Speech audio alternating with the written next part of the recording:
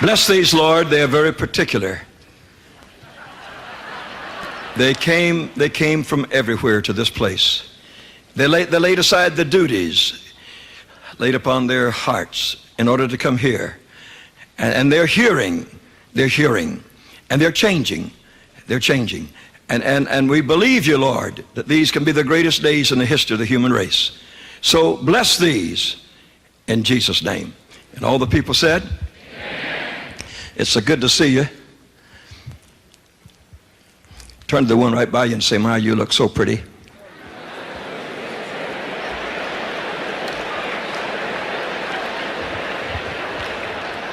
We got the prettiest people in the world here. Hi. The prettiest people in the world. I was born into Pentecost. When I came into the world, my mother had already received the Holy Ghost. They spoke in tongues so much in my house, I didn't know which one you're supposed to use out in the yard, the tongues or the English. So I'm not new to the Pentecost. My father was a hard-shell Baptist. A hard-shell Baptist is a fellow that cusses and smokes, commits adultery, and a few other things. But on Sunday, he goes to church, puts on a clean shirt, goes to church and sings Amazing Grace. And all the angels up there fold their wings and say, it's amazing.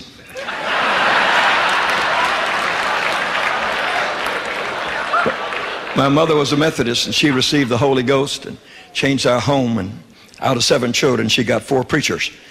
And finally, she got my daddy, too. He was the last one that came in. When I was 16 years old, I began to spit blood. Being a smart aleck, I'd tell the boys that that's tobacco juice. But it wasn't, it was my lungs. At the end of my 16th year, I hit the bed and stayed there for 5 months, dying. It's very difficult to die when you're just 17. Very difficult. You get angry. My mother would bring those old prayer meeting women in to pray. I hate old prayer women, you know. They wear their dresses up to there and down to there and down to yonder, and you say, what you hiding, you know? Can't see much. But a 17-year-old has funny ideas. They'd go to pray, and I'd stick my head under the cover and cuss them. I would have cussed them on the outside, but my mother would have whipped me with a razor strap for that, so I just cussed them down under the cover. And they'd say, why does this innocent little child have to suffer? And I wasn't a child, and I wasn't innocent. I was full of the devil. Slowly, there in Panama City, I was dying, and our doctor only lived 3 doors away. In those days, family doctors. They had no magic medicine in those days. You just died. My room that I slept in was made out of 24 windows. All I had was sunshine and fresh air, and was dying. And one night, or one afternoon, about 4 o'clock, I began to choke and spit up blood and turn purple. Our doctor ran over to me, and he tried to take a pulse. He tried to get a drop of blood. He tried everything he knew to try. And he turned to my parents, and he said, that boy is dying. He says, in 2 hours, he'll be dead.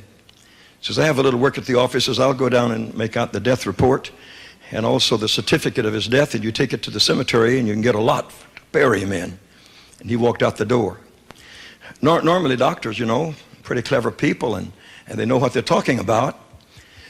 But he's just about 500,000 hours off now. He said I'd be dead in 2 hours, and I've been going for the last 500,000 hours, but he's been dead for 200,000 or 300,000 himself. You have to be careful of your pronouncements. You might be the one that have them. Anyway, that very night I looked and I saw on one side of my bed a casket. I've only had 2 visions in my life, and it's so beautiful. You know, a casket is a pretty thing if it's for your mother-in-law. But if it's for you, you know, it don't matter how pretty it is, you don't like it. And I looked at that thing and I just hated it. God said, that's yours. And I turned my head the other way, and there was a wall and a Bible against it, open. The Bible was standing up. God said, if you're a preacher, I'd let you live. I said, I don't like preachers. My daddy taught me not to like preachers. And I'm just like my daddy. God said, well, go ahead and die. I looked over, and the casket was still there. So I turned my head back the other way, and the Bible was still there. That's what you call being between a rock and a hard place. I didn't want either one of them. I didn't want to preach. I didn't even want to get saved, much less preach. I didn't want to die, And so between the two, I finally said, Lord, if you just let me live, then I'll preach, you know. And that was the first time in my life that I knew down deep inside that I was telling the truth, because I was a habitual liar. But I knew that if I said yes, it was yes forever. And so I said, and furthermore, Lord, if you let me live as long as I preach, I'll soon be the oldest man in the world. You know, you can't help being Irish if you're born that way. I woke up the next morning and I had no fever for the first time in 6 months, and it was gone. I had no pain in my chest, and where I drew blood every night off on my pillow from out of my mouth, there was no blood there, and I felt good. I was hungry, and my mother, you know, precious little mother, she was swarming right close by, and I looked up and I said, I'm hungry. She says, I'll get you some grape juice. And I said, I've had all the grape juice I want for the rest of my life. That's what they give you when you don't know what else to give you. They'd fed me liquids for the number of weeks I hadn't had any solid food. I said, I'm hungry. She said, what do you want? I said, you know, regular breakfast like my dad has. You know, 17-year-olds always want what their dad's got. And you know, down south when I was a boy, we didn't smile at the breakfast table, we used it. Hot biscuits made in the kitchen. Ham that you can't read the newspaper through. Grits. How many have had grits? That's soul food, you know. And soul food, gravy that's thick and white, and has a lot of good things in it, including pepper. And that's P for power. And so I said, I want just what my daddy had. She said, you can't do that. And then she thought, well, every dying person, see, I was already over time for dying, about 12 hours here. And she said, every dying person has a last request. Says, I'm going to give him his last request. He'll be dead in a few minutes. So she went out and prepared it, but she didn't give it to me. She set it by the side of the bed and went out to cry. You know, there's nobody in the world like mothers. They can cry when you do and cry when you don't, you know. They can cry when you're a sinner and cry when you get saved. They can cry when you don't preach and cry when you do. You just, you know, they just got different faucets, you know. They just, nobody else has them but them. And so she went out to cry, and I grabbed that plate. And when she got back about 10 minutes later, it looked as if a cat had walked through, and it was all gone. It was clean. She said, where's that food? And I said, right down there. And I said, I want some more. I'm hungry. She said, no. If the doctor knew I gave you that, I don't know what he'd do to us. Says, well, I said, don't mess with the doctor. I said, let me tell you something. I'm going to preach. Then she knew I was going to die. Of the 7 kids, I was the worst, and so she knew it was all over then. And so she went back to cry some more. In 3 days, I walked all over our house. And in 10 days, I went out fishing all day long on the Gulf of Mexico, came back with a boat loaded. 3 weeks later, the Lord said, did you tell me you were going to preach? I said, well,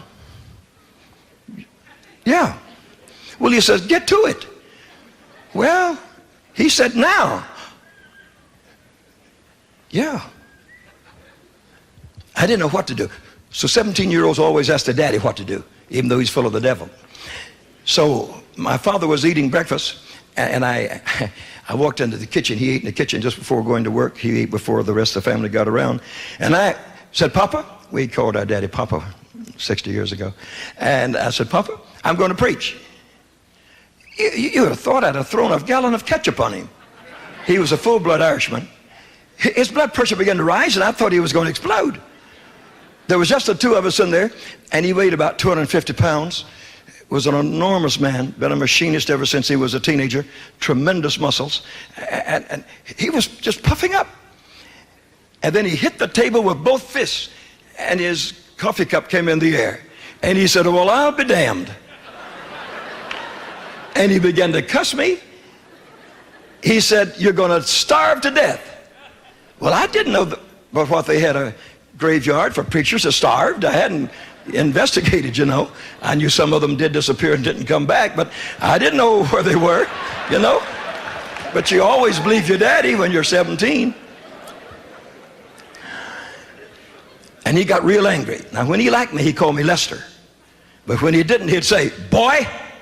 And you could just feel your toenails curl up a little, you know.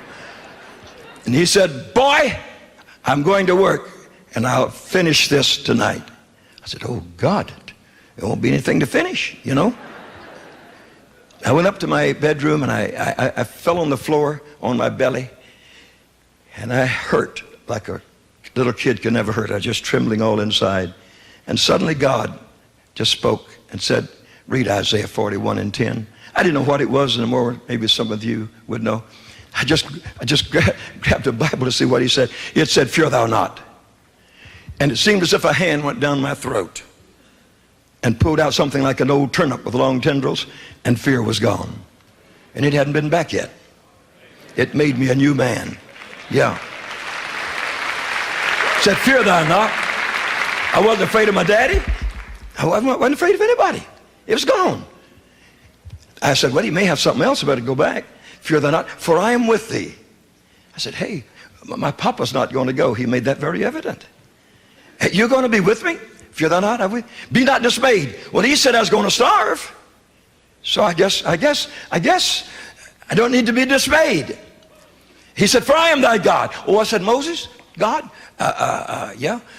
Moses, God? Elijah's God? I said, yeah, that's, well, I says, I'll take it. If you be with me like you were with Moses, well, I'll take that. I got up off the floor, dressed, put all my earthly belongings in a little case about this long. They're fiberboard cases. You people that are over 50 have seen them. You bought them at Woolworths for 19 cents. They're $4.98 now, but they're not as good as the originals, you know. They were pretty steady. And I found that little case in the closet, and I put all my earthly belongings in it and had a lot of room left over. And I walked downstairs. Now, these little Christian mothers, they're darlings. They're always there. Before I could get down the steps, there she was. Where are you going? Out to preach. Out to what? To preach. You're going to preach? Well, I told you I was going to preach. Oh. And then she cried some more. She says, where am I going to write to? I says, I don't know where I'm going. She says, you're going to go without knowing. I said, where you go is not important. Going is important. Well, she couldn't understand that either. So I kissed her goodbye and walked out on the sidewalk there on the front porch. And the kid that took me fishing, about 2 years older than I, he said, hi, Lester, where are you going? And I said, out to preach. He says, really? They knew how mean I was a few days before, you know. Really? I said, yeah, God's called me to preach. He said, can I go too? Well, I said, well, what could you do? Well, he said, don't you need some songs singing? Oh, I said, yeah, sure. I said, can you sing? He said, no. And he could have said to me, can you preach? And I'd have said, no. 2 no-nos, you know. He said, my jalopy runs. And I said, right. You know, about 60 years ago, every boy had a jalopy. I think the engine was an old Overland. They went bankrupt for obvious reasons. And had 4 tires, no fenders, no top. You don't want a top, you jump in. You see, and we got in that thing, and it'd say chug, chug, chug, chug, chug. You know, you go 3 forward and 2 back. You had to be young to endure it. And I found out about 5 miles up the road that you had to have more water than gas. You didn't need much gas, but man, if you didn't have water, you were in trouble.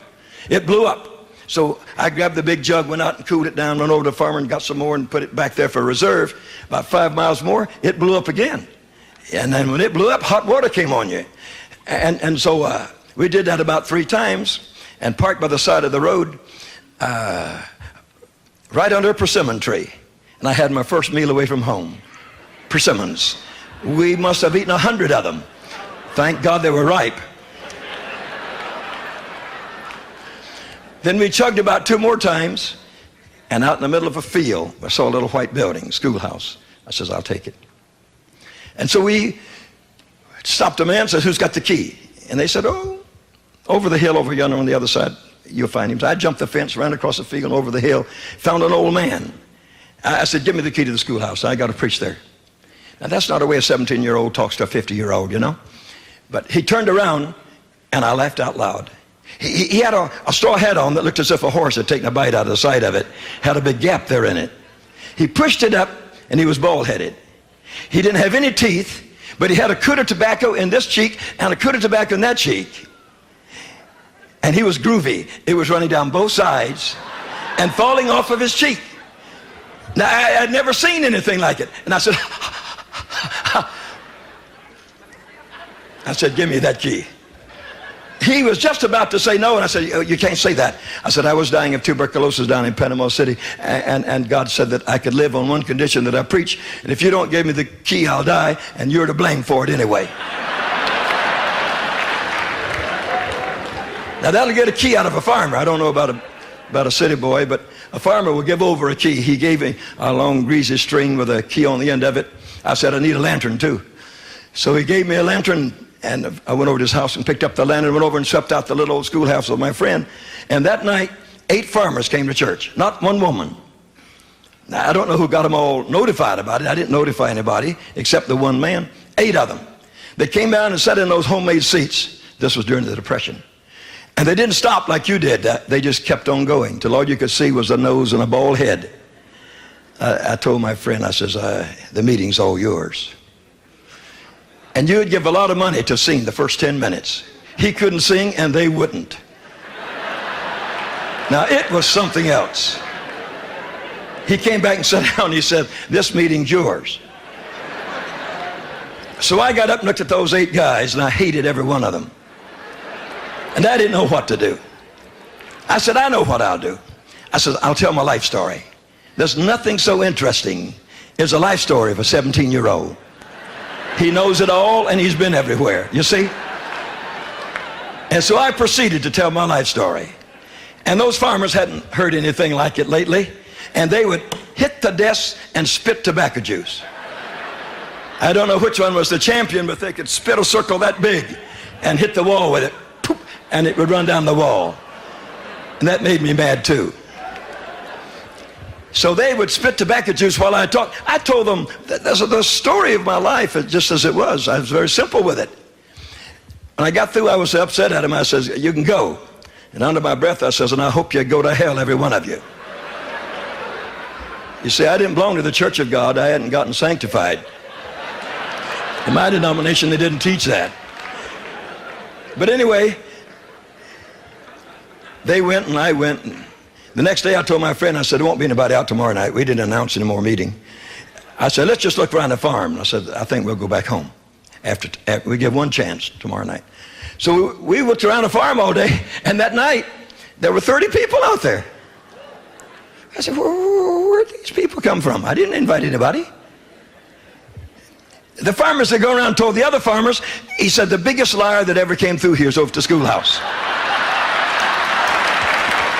So they had come to hear a liar, and I didn't know it at the time. 8 or 10 of them was women, and you know, country women can sing real good. And so my boyfriend, a couple of years older than I, he got up and he didn't do it in time, but the women did the singing. They could sing Amazing Grace, you see, and he waved his arms a little bit, and the song service must have lasted 10 minutes, you know, maybe 12. And he sat down and he said, it's all yours.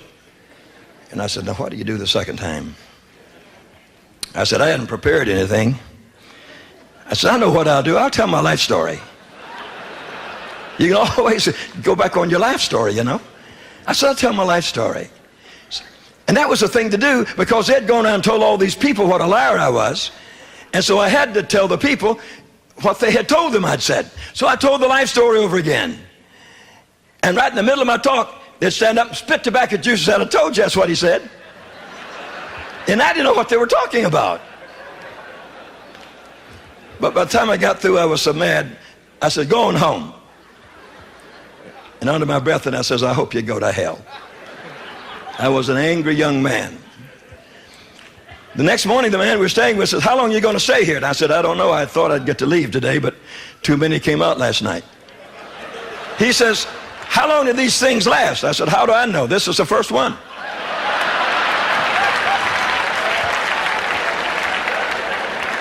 Well, he says, if you don't work, you don't eat. Well, I says, I'm going to work. I'm going to preach. He said, that ain't work. Well, I said, what is work? He said, feeding my hogs is work. Now, I said, I've seen ham on the table, but not in the rare. And I hadn't been out in the country. I was born in New Orleans, lived in Mobile and Panama City, but I said, I don't know anything about hogs except on the table. But he says, I'm going to show you. He says, these are slop, and I almost vomited. Slop cans. I said, oh, give them another name. And I picked up 2 big old 5-gallon cans. And he said, go down there and you'll find them at the end of that path. And I went down there with that slop all over the side of my pants. I only had 2 pair of pants in the world, one off and one on. And now one of them had slop on it. I got down there and found those pigs up to their knees in their own filth. And I said, if this ever gets around, everybody will stop eating bacon. And I found out what a hog is. I poured the slop in there, and they jumped in with their feet and began to knock each other out of the way and gallop it down a little too fast. That's what a hog is, eats with his feet. And so I was so weary, I didn't know what to do. I went and lay down in the corn patch and began to cry like a little baby. And I said, God, I just wished I'd have taken the coffin. I made a mistake. He says, if you don't mind, you can just go back to that moment and I'll take it. I just don't want to do this. I said, I've always been a prodigal. They told me that one day I'd die on a gallows somewhere. I was so mean. And I said, here I am in the hog pen, just like that guy in the Bible. I'm in the hog pen. And I said, I want to die. And God said, real strong, he said, if you'd be faithful, I'll bless you. I said, really? I didn't believe it, you see. I said, what do you mean? He said, beyond anything that you could ever imagine. That you have no ability to imagine how I'm going to bless you. I said, I'm going to have to feed hogs. He said, no, this is the only time you'll have to feed hogs. I says, I'll take it. So I got up and went back to the house, and out in the country like that, way out in the middle of the yard was an old well. Got me a bucket of water and got a pan, changed my pants and washed my pants, put an old flat iron on an old wood stove and got it warm and pressed my pants. Then I decided I better get something other to talk about. I couldn't tell my life story for the rest of my life. And so I said, well, I'll tell you a good one, the prodigal, because I'm feeding hogs. And so I found that in the Bible, and that was one night. And I said another good one would be Daniel in the lion's den. That's where I am too. I feel like I'm being eaten up. And I said another one would be the 3 children in the fiery furnace. I said, it sure is hot, messing around with these farmers here. So I went back to my Sunday school days. And we preached about a week. And I said, where does the money come in on this thing? I said, I remember going to church, but since I was talking to the girls so much on the back seat until I don't know what they did really. But they did something about money, I know. Maybe on Sunday morning they did something about money. But I said, we've lost something here. I've been here a week and nobody's mentioned money. My father is right. Maybe I'm gonna die now. So I said, we're going to take up an offering. Anybody got a hat? You know, back in those days, how many ever heard of pass the hat? Well, that's what we did. We passed the hat. I said, somebody loaned me a hat. One of the farmers loaned me his hat. We passed it around. And they had made a little altar down in front there. So I dumped all the money on the altar and gave the man his hat back. And then a 17-year-old would do anything, you know. I counted it in front of everybody. 1, 2, 3. There were 26 pennies. No nickels, no dimes. I looked up, and, you know, a 17-year-old is really interesting. I said, I can't live on that. I couldn't live on 26 cents. And all the farmers ducked their heads. It was during the Depression, man. A penny was worth something those days. You could even buy something with a penny. And I just got mad. I said, anybody here got any chickens? Every hand went up. I said, I have some coops out there tomorrow night, and I don't mean maybe fill them up. I said, anybody got any pigs? Every hand went up. I said, I have a coop over there for pigs tomorrow night. Fill it up. They laughed. You know, farmers are the most beautiful people in the world. They laughed and they laughed, and the next night you couldn't hardly have church. We had so many chickens out there cackling.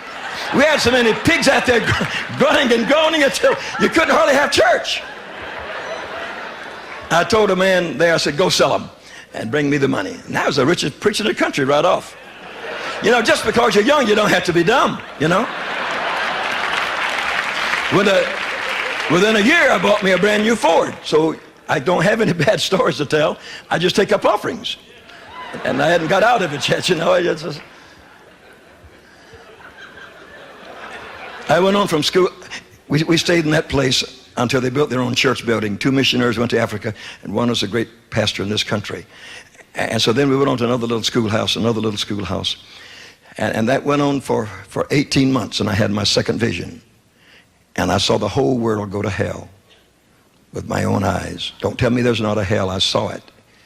I saw the whole world go to hell. Hell looks like a volcano at night. It's yellowish gold, and it rolls in like waves. And I saw all the nations of the world on the highway of life, and I saw them go to hell. And God said, "You're to blame for it." And I said, "I'm not to blame. I don't know them. I don't know those Japanese and Chinese and Manchurians and Mongolians and India. I don't know those people." God said, "You're to blame for it." And he quoted to me from he quoted to me from Ezekiel 3, 17, 18, 19, and said that if the ungodly commits his ungodly deeds and you don't warn him of his ungodliness, I require your blood at his hands. And I saw blood run between all my fingers. And I said, what do you mean? He says, "You've got to go and preach to those people." I said, no, I'm ready to go back to Florida. I'm not going to do that. No, for goodness sake, I don't even want to preach, much less go to those people. He says, "That's what you have to go on. Their blood is required at your hands." I can't tell you that whole story, but it turned my whole world around. When I was 20 years old, I was on a boat in San Francisco, went to find the world. Found Brother Howard Carter over in Australia, and we went together through many, many nations of the world, over 100 nations. God showed me so many things in those nations as we lived with the people. We talk here about black and white, and I can't quite understand what they're talking about. I've just lived with them all my life, you see. I've lived with the third world people since I was 20 years old, and so I don't see any difference, Some of the greatest friends I've ever had in my life were Chinese and Filipinos and Africans. I mean, I never had people so close to me as they were. So to me, it's so natural. Your skin about 1/16 of an inch thick, but on the inside of there's blood. And once you get inside that skin, you got the real person. The life of the flesh is not in the skin, it's in the blood. You see, it's in the blood. And so if you never get past that skin business, you got the real thing. Because if one of these black brothers here was sick, my blood could save him. And if I'm sick unto death, his blood can save me. Our blood's the same, you see. And so we're blood brothers. And we thank God. We thank God that with God, all the nations of the world are the same. And in heaven, we're all going to look alike. Look alike. And in heaven, we're all going to be like Jesus. How many glad we're going to be like Jesus? Yeah. We did missionary work for many years. And I was pastoring in Manila. And God said to me, "I want you to go home to America." I said, "I don't want to do that. I want to live out here. I like this out here." He said, "I want you to go home to America and stay there." And I said, "Oh, I don't want to do that."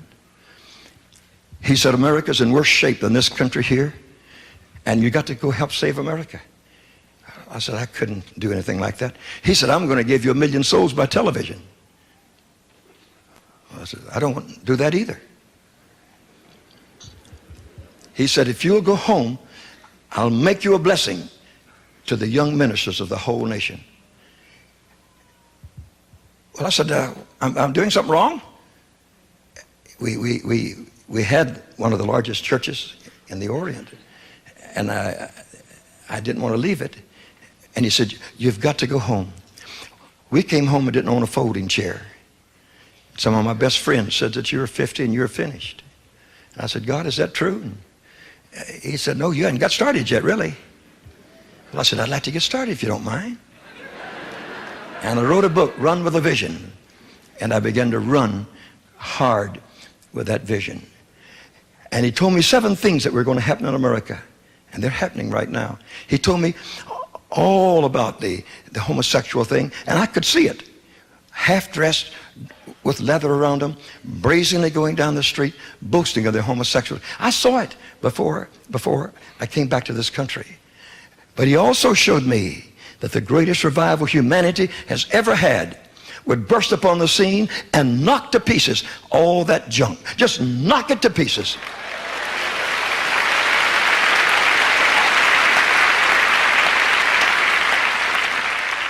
He's given us television station after television station. We're on 2 networks besides our own, and we're in 13 and 1,400 towns and cities across America every day, teaching the word of the Lord. So he is bringing that to pass. But he also told me at that time that there are 3 great things that would bring the climax of this great revival. You see, love and unity through signs and wonders. He said, in the last great revival, we must believe alike. You know, you can't go in with strange doctrines. Billy Graham and I talked together for about 2 hours when he was in Indianapolis and his crusade there. And he said, Lester, I'm determined that when I die, I'm going to be preaching the same thing I did when I started. He said, I'm not going to try to get deep, profound. He says, I'm going to teach just like I did. He said, the same sermons, I'm going to preach them when I die as when I started. You know, 2 hours in his presence will do something for you. I never met a humbler man in my life than that man is, you see. You know, the devil would like for all of us to believe a lot of kooky stuff, you know, that don't mean anything in the world. He wants us to be united in truth. He wants us to, you know, to love God and have truth orbited, you know, clear all the way around. I appreciate Oral. Preaches the same sermons he did 30 years ago, you see.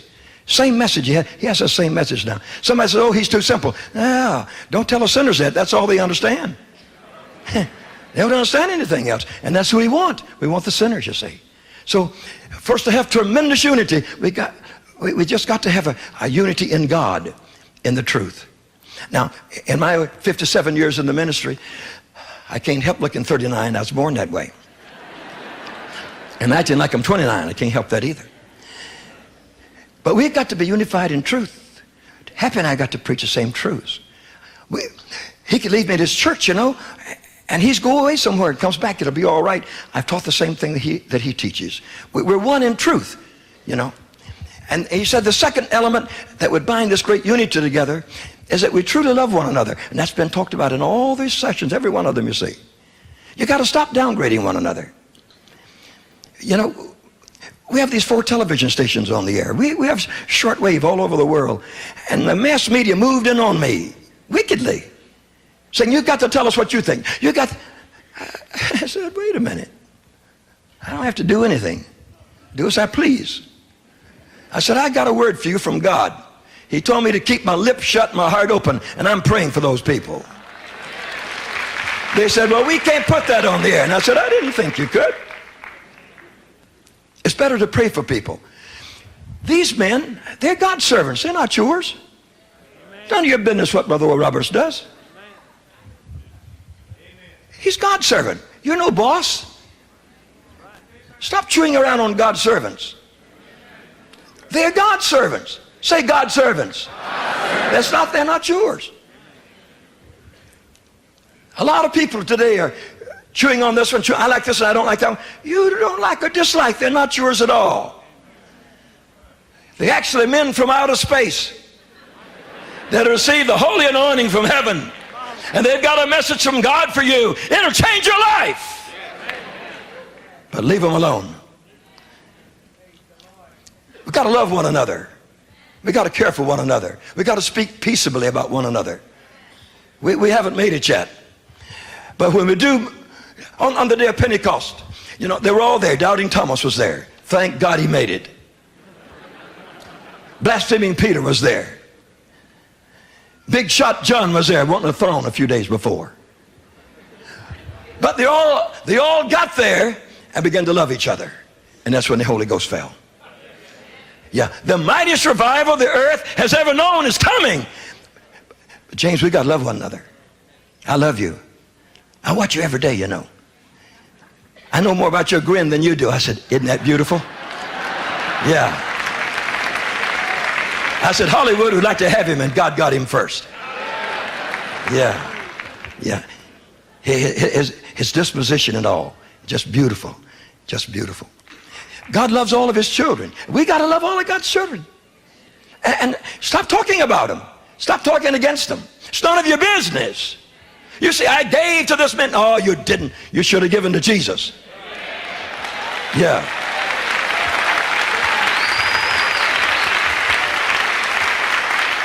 And it's Jesus that's going to make it all right for us. The first great power of unity, a cable that holds us together, is truth. If I was going to come here and lecture, Brother Ken, on I know there's no devil, you wouldn't want to come. You say, who? I can do something better than that. I'd play a game of golf then. But because you know that I'm going to come and say something that relates to your heart, you say, I'd like to go, you know. We will cling together when we speak the same words together. We will cling together when we really care for one another, that we bow down to the floor. My sons are here, 2 of them. They'll tell you that when I got home from the Orient, the first thing I did, I called my sons together in our prayer room there in the TV station. And we knelt down and I prayed for all these men. Now, they'll tell you that. That's the first thing I did. We knelt down together and we prayed for all these men. They're brothers, you see. And so we prayed for them. But I was preaching this morning, some of the greatest preaching I've ever heard in my life was in this place this morning. You're the luckiest bunch of people in America and don't know it. You're here. Yeah, you're here. The third great string that holds us together is morals. God's had a problem with that from the beginning, evidently. And the devil would like to destroy the church through immoralities. If you knew that I was not a moral person, you wouldn't want to hear me talk. You just wouldn't want to hear me talk. But if you know that I have lived right and clean for all these years, you say, I'd like to hear him. It is so necessary for us to be a pure people. Now, having lived so long, you know, several generations, you know so many things, you know. You just live so long, you know so many things. Some of that stuff you have to forget too. But I've never in my life met a preacher that intended to fall morally. Never met one in my whole life. The devil snares him into it. The devil snares him into it. If you shun the appearance of evil, you don't ever meet evil at all. You just shun the appearance of it. And if God would help especially our pastors and our laity too, just to live a good, clean, pure, holy, consecrated life, it's amazing the mark it would make on the world that we live in today. If there's anything that'll break your unity from this brother's unity, is for him to commit adultery. And you suddenly say, I don't think I want to go see him anymore. He put something there. Our cleaving together has to do with our insides being clean, with our loving each other being pure, and our loving God being pure. It is so simple, really. And then when we do, we're going to have love, we're going to have unity, and we're going to have signs and wonders. And we're going to have signs and wonders. I prophesy that the greatest revival the earth has ever known is in the offing right now.